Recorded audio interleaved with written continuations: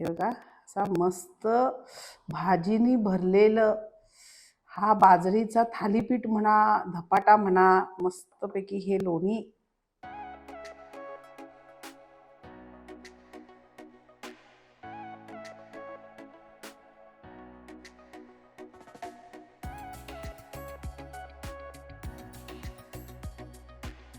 नमस्कार, मी प्राजक्ता पै शहापूरकर आणि आज आपल्या ह्या Vishnu Manohar master recipes kitchen मध्ये तुमचं पुन्हा एकदा स्वागत. कडाक्याची थंडी सुरू झालेली आहे आणि काही हेल्दी ब्रेकफास्ट रेसिपी तुमच्यासाठी मी घेऊन येत आहे. त्यातली आजची जी रेसिपी आहे ती मुद्दाम थंडीमध्ये करून खाल्लीच पाहिजे अशी आहे. प्लस जे डायबिटीज पेशंट आहेत, ज्यांना डायबिटीस आहे आणि ज्यांना चमचमीत खायला आवडतं पण ते खायला मिळत नाही, त्यांच्यासाठी सुद्धा ही एक मस्तपैकी पर्वणी आहे. कसं करायचं चला बघूयात. थंडीमध्ये मोस्टली आपण बाजरी खातो, पण बाजरी सगळ्यांना आवडतेच अशी नाही. पण जर तुम्ही ह्या पद्धतीनं बाजरीचे धपाटे किंवा बाजरीचं थालीपीठ करून खाल्लं आणि त्याच्यामध्ये मी भरपूर थंडीत उपलब्ध अशा भाज्या घालणार आहे, तर ते सगळं आणि त्याच्याबरोबर माझा स्पेशल खरडा हे सगळं ऍड केल्यानंतर ही टेस्टी अशी ब्रेकफास्ट रेसिपी होणार आहे. प्रमाण बघूया. इथं बघा 2 वाटी मी बाजरी घेतलेला आहे आणि एक अर्धा वाटी बेसन घेतले. बेसननी काय होतं ते सगळं छान एकत्र एकजीव होऊन येतं.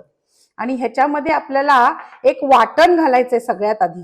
तर ते वाटण कशाचं असणार आहे, तर आपण छान खरडा तयार करून घेऊया आणि मग आपण हे पीठ मळायला घेऊया. आता इथं भिडाचा तवा घेतलाय मी आणि त्याच्यामध्ये काय करायचं, एक चमचा भर तेल,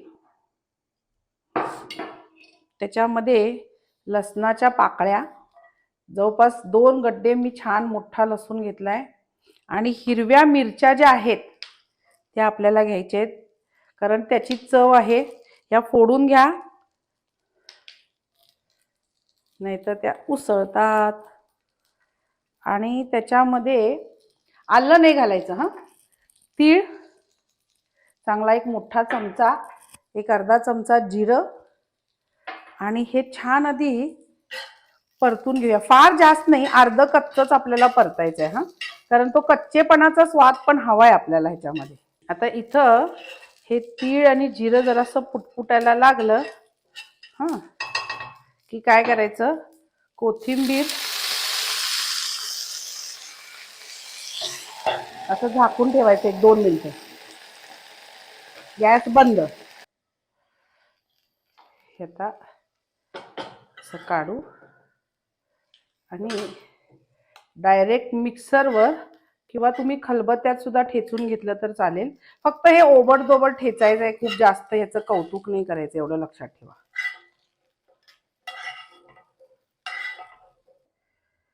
चवीपुरता मीठ आणि बिन पाणी घालताच ह्याला छान ओबडधोबड असं वाटून आणायचं. आता हे बघा, हे असं ओबडधोबड व्हायला पाहिजे. आता हा खरडा आपण ह्या पिठात घालू. तुम्हाला तिखट कसं आवडतं त्याप्रमाणे ह्याची चव.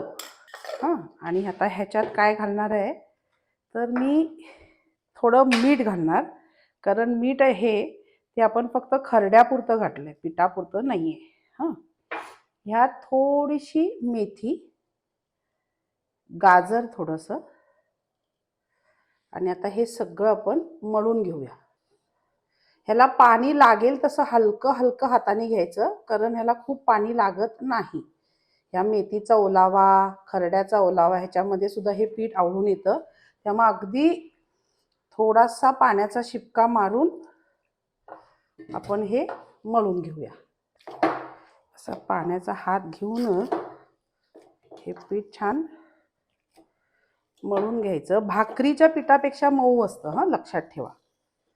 भाकरीचं पीठ कसं आपण घट्ट मळतो तसं नाही करायचं. मोस्टली धपाटे करताना पांढरा कपडा, पंचा वगैरे किंवा रुमाल असं घेतलं जातं. माझ्याकडे हळदीची पानं अवेलेबल असतात तर मी वापरते. तुमच्याकडे केळीची पानं असतील तर ते तुम्ही घेऊ शकता, किंवा जो कुठलं आपण खाण्यात वापरतो ते पान वापरू शकता, किंवा मग कपडाच घ्या. आता इथं बघा, एक असा कपडा घ्यायचा, एक केळीचं पान घेतलंय मी, आणि ह्याला ना थोडंसं आधी पाण्याचा हात लावून हे इथं दाखवा, हे थोडंसं मऊ करून घ्यायचं हां, फार घट्ट नाही. असं मऊ करून हे याच्यावर असं ठेवायचं. थोडंसं गाजर, थोडीशी मेथी आणि हे वाटाणे आमच्या इथं खूप फेमस आहेत. बेळगावला बारीक वाटाणे मिळतात, खूप कवळे असतात, खायला टेस्टी लागतात. ह्या सीझनमध्ये असतात. ते थोडेसे मी ह्याच्यामध्ये टाकते, त्याच्याने आणि चव छान येते. आणि असा पाण्याचा हात लावून हे पसरून घ्यायचे धपाटे. ह्याच्यामध्ये तुम्ही थोडं अजून गाजर वगैरे ॲड करू शकता. वर वर वर छान. तुम्हाला हवं तर कांदा, लसूण पात, कांदा पात, पालक हवं ती भाजी तुम्ही याच्यामध्ये पालेभाजी ॲड करू शकता. आणि हे थोडेसे वाटाणे हे असे करून ह्याच्या कडा जरा जरा असं जोडून घ्यायच्या. आणि हा तवा इथं मी गरम करायला ठेवलाय. थोडंसं तेल घातलं की हे पान घेऊन ह्याच्यावर थापायचं आणि हे असं दाबायचं.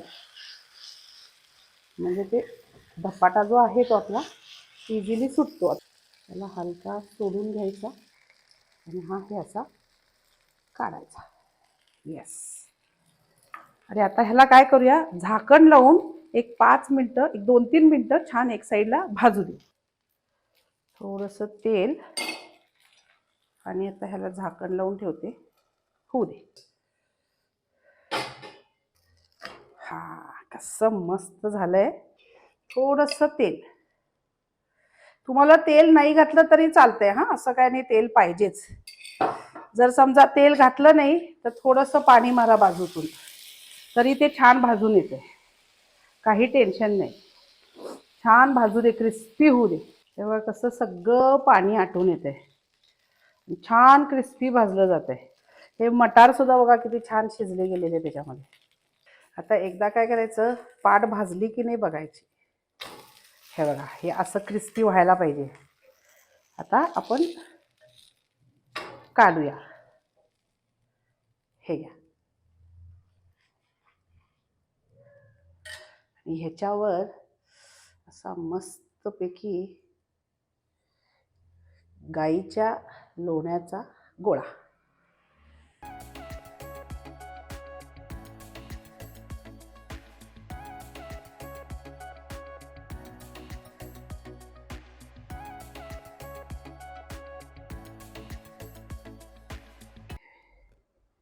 हे बघा असा मस्त भाजीनी भरलेलं हा बाजरीचा थालीपीठ म्हणा, धपाटा म्हणा, मस्तपैकी हे लोणी.